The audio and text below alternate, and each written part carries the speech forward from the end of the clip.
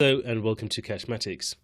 In this lesson, we'll learn how to express an ordinary number in what's called standard form. Standard form can be used to express very large and very small numbers, which would otherwise be difficult to write or type onto your calculator, but it can actually be used for any number. Not only that, when the calculation you're doing uses more digits than the display allows, then it'll show the answer in standard form. Hopefully by the end of this tutorial, you'll be able to convert between ordinary and standard form. And if you stick around to the end, I'll tell you some mind-blowing facts about numbers we use on an almost daily basis. So grab yourselves a pen and some paper, and let's get started.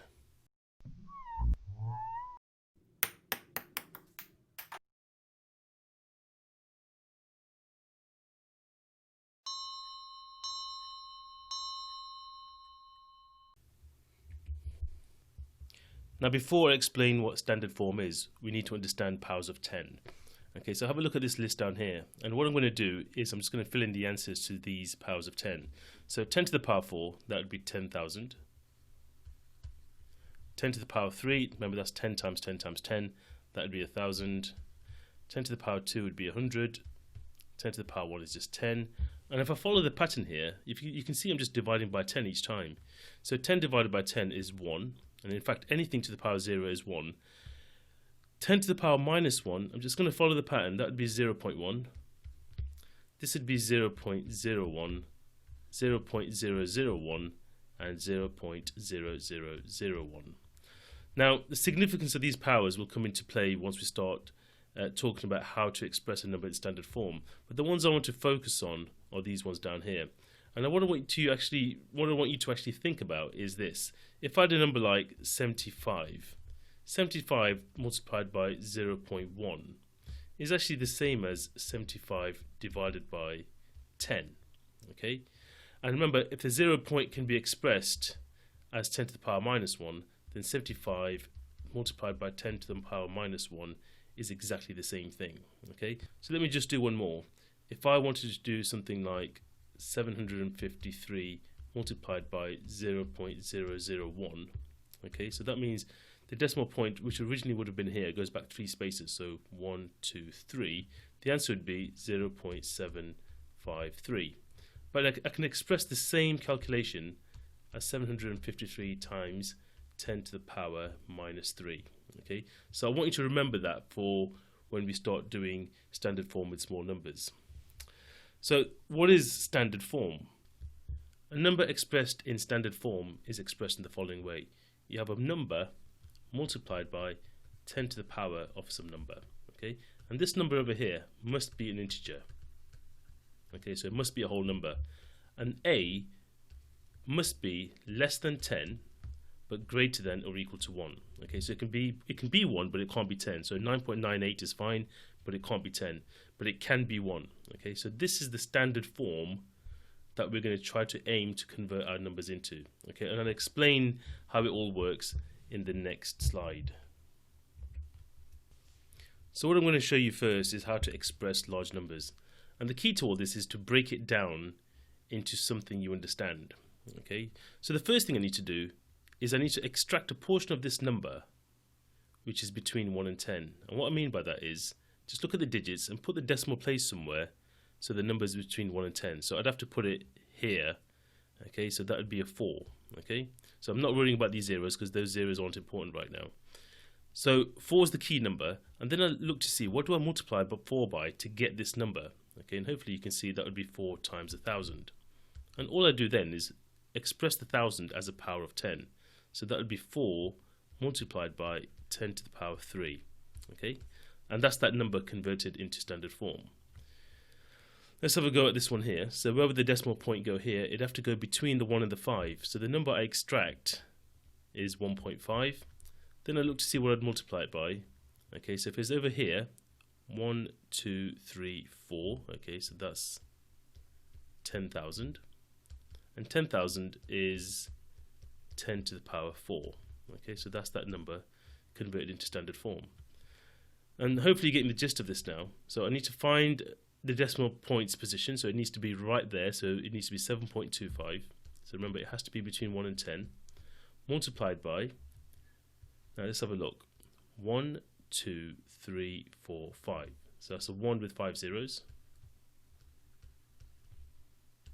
So that would be 7.25 multiplied by 10 to the power 5. Okay, and 14 million, I'd write it down first just to make sure, because quite often people will miscount how many zeros they need. So write it down first. So the number I extract is 1.4. Okay, so that would mean the decimal point is there, and you'd have to move 1, 2, 3, 4, 5, 6, 7 places. Okay, so it's going to be 1.4 multiplied by 10 million. Okay, so not multiplied by a million, but multiplied by 10 million, and that would be 1.4 multiplied by 10 to the power 7. Okay, so that's those numbers converted into standard form. Now what we'll do next is convert some numbers back into ordinary form from standard form. So here we are, we've got some numbers written in standard form which I'm going to convert back into ordinary form. So just do the whole thing in reverse. So 8 times 10 to the power 4 means 8 multiplied by 10,000, which would be 80,000. This one here, that is 7.6 multiplied by 1,000, which would be 7,600. And the last one would be 2.75 multiplied by 100,000, which would be 275,000. Okay, so as you can see, it's not that difficult to process. You just need to be careful about how many zeros you need. And also, one mistake that people make is they just count these zeros and assume the power is going to be the same. Now it is in this case, but if you look in this case, I've got 3 zeros there, and I've got a 4 there, and here I've got 3 zeros, and I've got a 5. Now if you are going to do the counting zeros thing, you need to make sure you're counting the zeros at this stage here. Okay, so make sure you count the zeros at the right stage if that's the method you're going to use. Okay, otherwise, just follow the process I showed you, and hopefully you should get them right. So here's some questions for you to try. There's quite a lot of questions there, but it's good to get the practice. So pause the video, see what you can make of that, and you can check in with the answers shortly. So I'm just about to reveal the answers, and here we go. Right, so how many of them did you get right? If it was a disaster, go back and look at my examples. If you got most of them right and made a few silly mistakes, try and work out where those mistakes were made, and let's move on to expressing small numbers. Now when it comes to expressing small numbers, it's actually a lot easier. Well, in my opinion anyway. So let's have a look, okay, at this first one here. So I need to put the decimal point somewhere so that the number is between 1 and 10, and it'd have to go over here. Okay, so it'd be 8. 8 is the key number I need to pull out. And all I need to think about then is, well, how far back would the decimal point need to move to get back to where it was? So remember, it's over here, so it goes 1, 2, 3 places back. So all you say is, that's 8 times 10 to the power minus 3.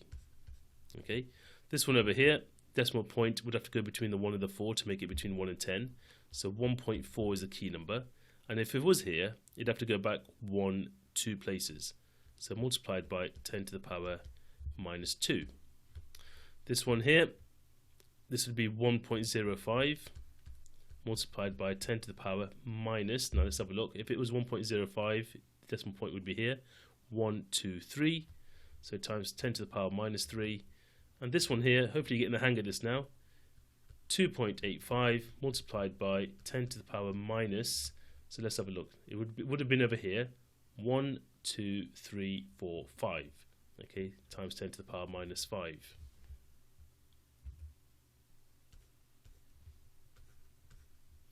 Now what we'll do now is we'll go the other way. We'll go from standard form back to ordinary form. Now with these ones, we can actually apply a little shortcut. Okay. Now if you remember, I said when you're dealing with the big numbers, be careful how you count the zeros. Okay. But with the standard form for small numbers, it's actually a lot easier. If you look at how many zeros there are there, there's 3, and that's a minus 3. Here we've got 2, and that's a minus 2. Here we've got 3, and that's a minus 3. Remember, I'm counting the 0 before the decimal point as well.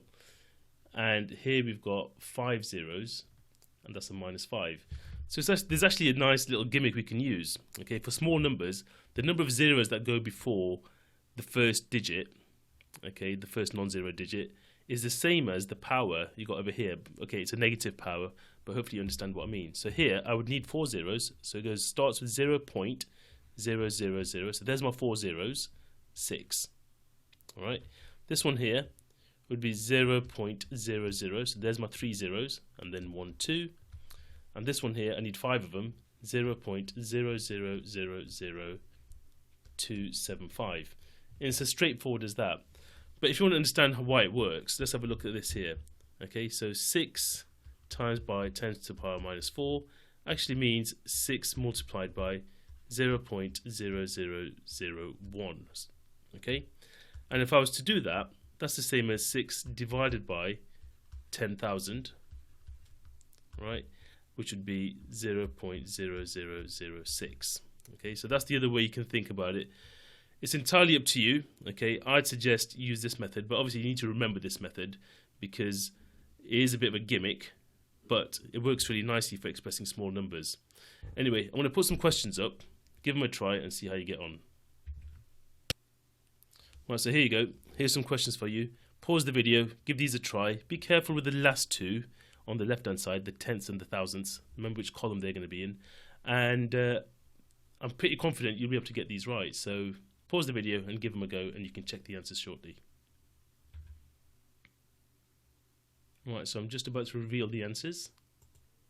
And there you go. Okay, have a look.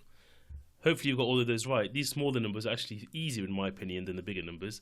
But see how you got on, and if you made any major mistakes, go back and look at my examples. And if you made the odd mistake here and there, see if you can figure out where you've gone wrong. Right, so before we finish, I did say I'm going to give you some mind-blowing facts about some numbers we use quite often. Okay, so let's say we had £1 million. Okay, and those £1 million were in pound coins, and we could count £1 a second. Okay, now roughly how long do you think it'll take to count £1 million? Please don't say 1,000,000 seconds. Okay, that is the right answer, but that's not how we don't understand how long that is. It'd actually take you about 11.5 days to count it. So roughly 11.5 days to count it. Now imagine we had £1 billion instead. Okay, so that's 1 with 9 zeros. Okay, so remember, 1 million is 1 with 6 zeros. A billion is 1 with 9 zeros. And we throw around these words all the time. A billionaire. The owner of Amazon, he's a billionaire. Okay, but how much is that really? Okay, now obviously if you count at £1 a second, it's going to take 1 billion seconds.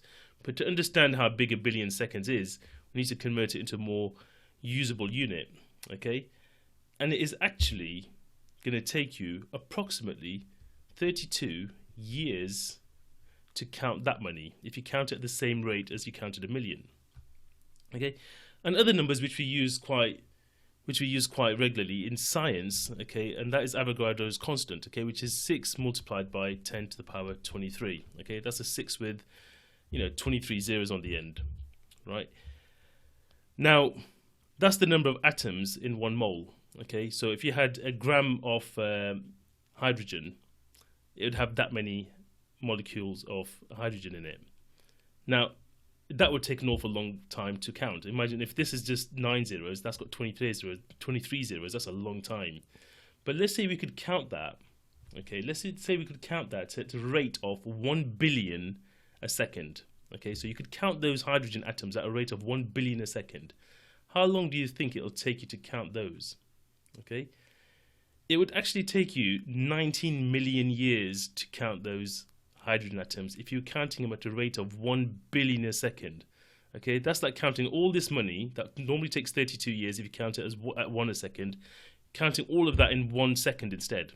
All right, and it would take you 19 million years to count how many atoms there are in 1 gram of hydrogen, okay, in 1 mole of hydrogen.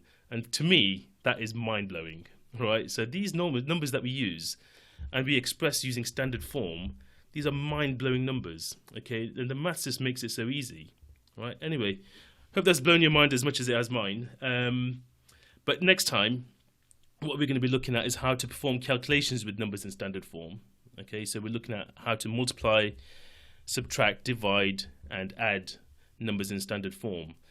So I hope you'll join me for that one. But for now, that's it. And yeah, goodbye.